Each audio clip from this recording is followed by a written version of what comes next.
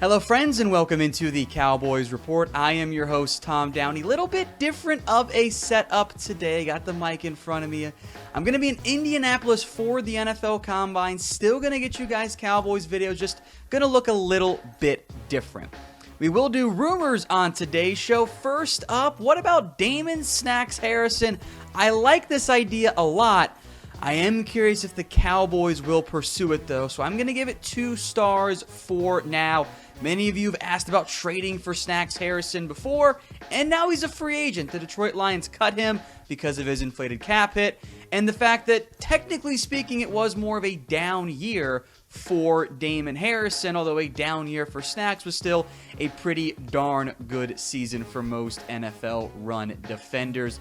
Look at his stats. Now, he's been a good player. Obviously, he's not going to be a major sacks machine, but he is going to be a really good run defender. And as we've talked about a lot on the Cowboys Report, for starters, we know run defense is a need. Secondly, fatties only in 2020. Damon Harrison certainly fits that mold. Another note here, this is all per Pro Football Focus. Harrison was 18th in run stop percentage this past year. That's still really good. That's top 20 in the NFL. From 2013 to 2018, aka Harrison's prime, he never finished lower than 4th. That's a pretty crazy number right there for Damon Harrison. I would love to bring him in. I don't know what his contract's going to be like. I think he should be at the top of the list now for the Dallas Cowboys in light of him being released by the Detroit Lions.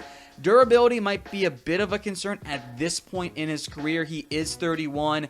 He only missed 1 game last year, first time he's missed a game, but he was banged up throughout the season. That is a bit of a red flag here, first time he missed a game since his first year, But I'm still bringing him in. Regardless of what happens with Antoine Woods, as we look at the defensive line depth chart, regardless of what happens with Antoine Woods, I want Damon Harrison. I need a big-bodied one technique on the interior.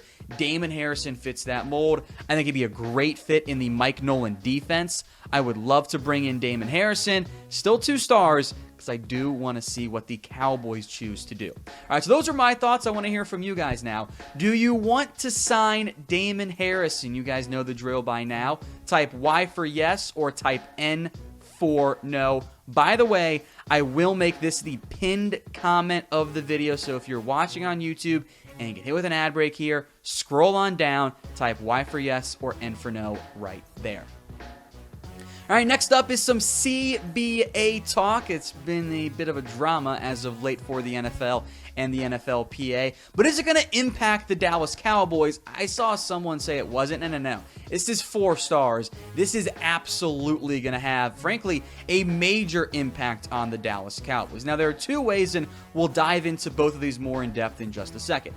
The starter is on the franchise tag side of things.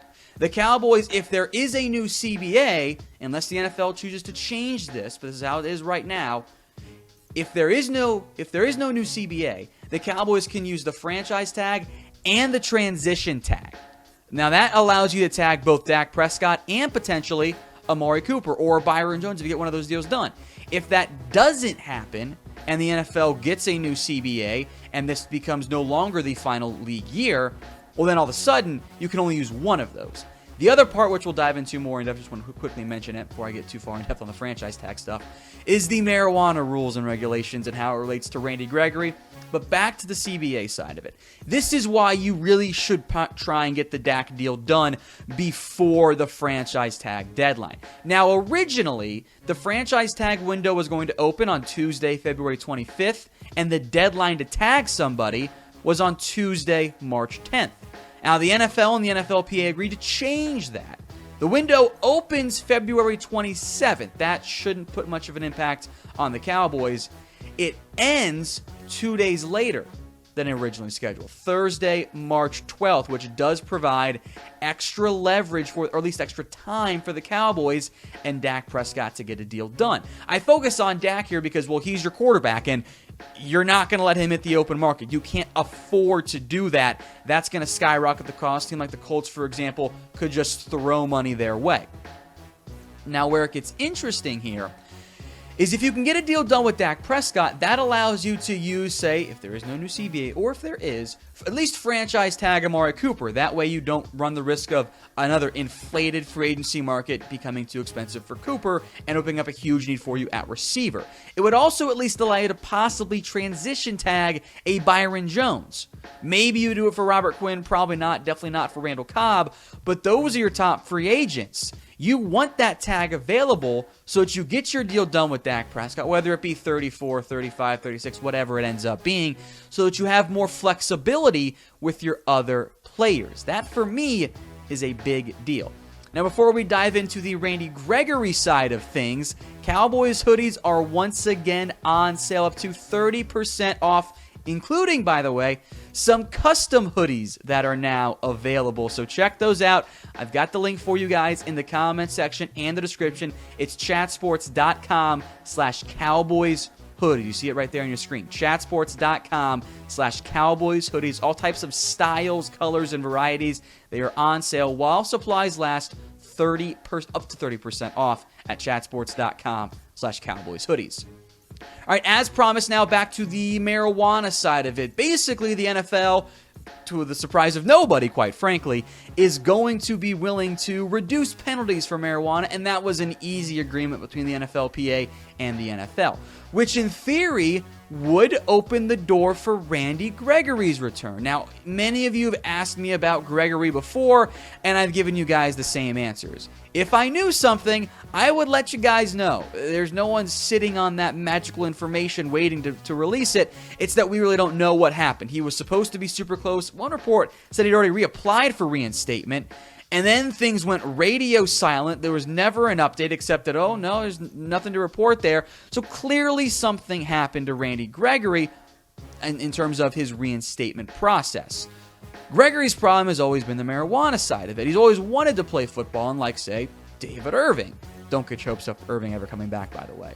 But if there are reduced penalties for marijuana, maybe that opens up the door for Gregory. Of course, as we've said before, I'm not going to put too much stock in that. You have to treat him as a luxury, not a likelihood, just because of his past troubles. Let's talk draft then now. Tua Tagovailoa. Yeah, I'm sure you saw this one. 1 star. There is a little bit of truth to it, but here's the thing. Don't get your hopes up for the Cowboys drafting him. The cost to move up would be so ridiculously expensive. Any money you'd save on the not paying Dak Prescott side would be then lost in the actual draft capital side. So here's what Tua said, and it kind of got spun out of control because, well, welcome to life in the media world. If you're saying to me if I could choose what team I want to play on, as far as my favorite team growing up, then I would probably tell you the Cowboys. I'll let you guys in on a little secret. The Cowboys are America's team. That's a pretty common refrain among draft prospects. Tua's not going to end up on the Dallas Cowboys. It's too complicated. It's a fun idea, and I know it's fun, but it doesn't really make much sense. Now, maybe, and this is why I gave it the 1 star and not fake news, maybe down the road we can revisit that, and someday, somehow, Tua ends up on the Dallas Cowboys, but you really don't want to trade up for him. Doesn't the hip injury terrify you? I mean, it certainly does for me. And Tua is a Cowboys fan, or at least was a Cowboys fan, so I didn't want to, totally discount what he said, because he did say it. That's why it's the 1 star. It just doesn't make sense for where the Cowboys are at right now. So let me know in the comments section. We'll throw out the money side of it, and the draft capital side of it. Pick a quarterback. Tua or Dak Prescott. Type T for Tua, D for Dak. For me, it's pretty straightforward.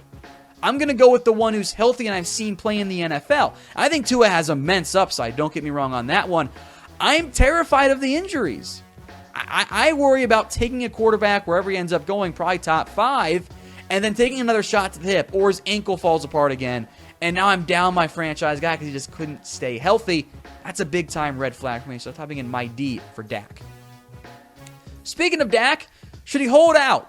This one, I'm going to give fake news. I don't like holdouts. I know it worked for Ezekiel Elliott.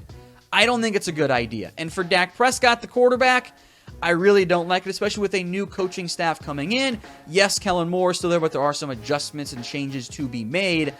I don't like the idea of Dak Prescott holding out. And frankly, I'm not convinced Dak likes it all that much either, because Dak played through this past year. He could have held out then. Dak also knows, A, he's extremely durable, is always out there despite a very painful shoulder injury where he was hopped up on all kinds of stuff, but he played through it. He played really well this year, and he knows if he plays through the season on the franchise tag, his price only goes way up. So I don't think it makes much sense for Dak Prescott, and I'm going to speak it into existence. I don't want a holdout either. Now, today's show is brought to you by BetDSI. Head over to chatsports.com/bet and use that promo code Cowboys120. You can bet on the XFL. Might be some combine prop bets up there. Pro tip, take the under on whatever they put Jonathan Taylor's 40 time at. Let's set at 4.51 on one of the sites out there. He's probably going to run closer to a 4.31 than a 4.51. So take the under on that one. One more time for you guys at chatsports.com/bet. The promo code is Cowboys120. All right, some more draft talk here. This time around, Xavier McKinney. Is he the most likely target for the Cowboys? I'll give it 1 star. So Blog and the Boys put together a nice little list of like a variety of mock drafts focused on the Cowboys, and McKinney had the most out of them among the first round picks, 13 out of the 32. And I do like McKinney. He's a good player. He is a very safer prospect, if you will. But he can play strong, he can play free, he can cover tight ends, he can do a lot of good things for you. I don't think his upside is as high as, say, Grant Delpit, but the draft community seems to have flipped and now put McKinney as safety 1, Delpit as safety 2. But I think that's going to change. Safeties tend to fall. I think 17 is just too early for Xavier McKinney. I'd much rather take one in round 2 and I can get an Antoine Winfield or Kyle Duggar or someone in that mold. Heck, maybe Davis or someone else even slides down to that point. And I think corner is going to be a big-time need for this Cowboys team, assuming Byron Jones walks like I think he's going to be. You've got Awuzie, Jordan Lewis, and technically no one under contract beyond the 2021 season.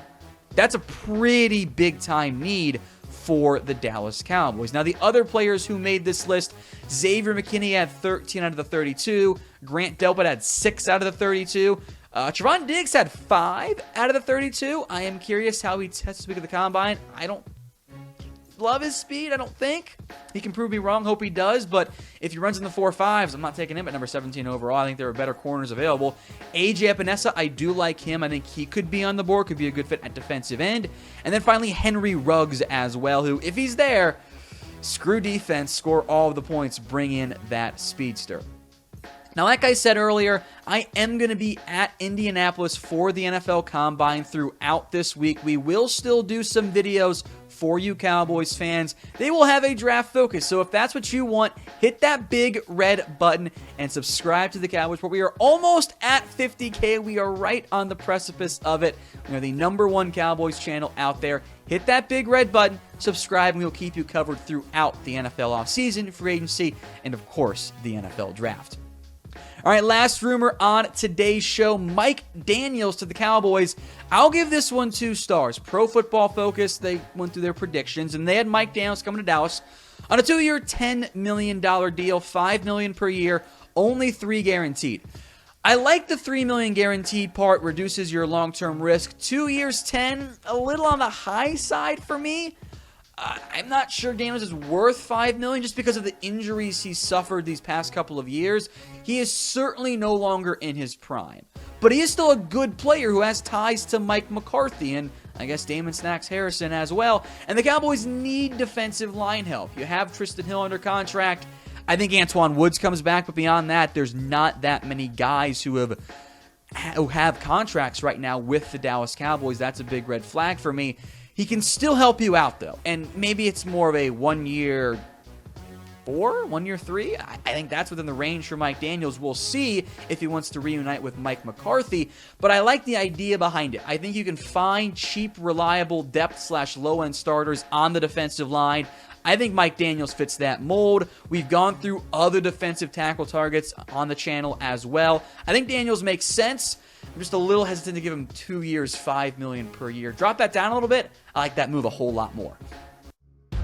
Hey Cowboys fans, thanks for watching the Cowboys Report. If you haven't already, click right here to subscribe to our channel for all the best Cowboys coverage on the internet. That's news, rumors, highlights, mailbags, film studies, and a whole lot more. And I'm making your lives a little bit easier as well with the next Cowboys Report video right here.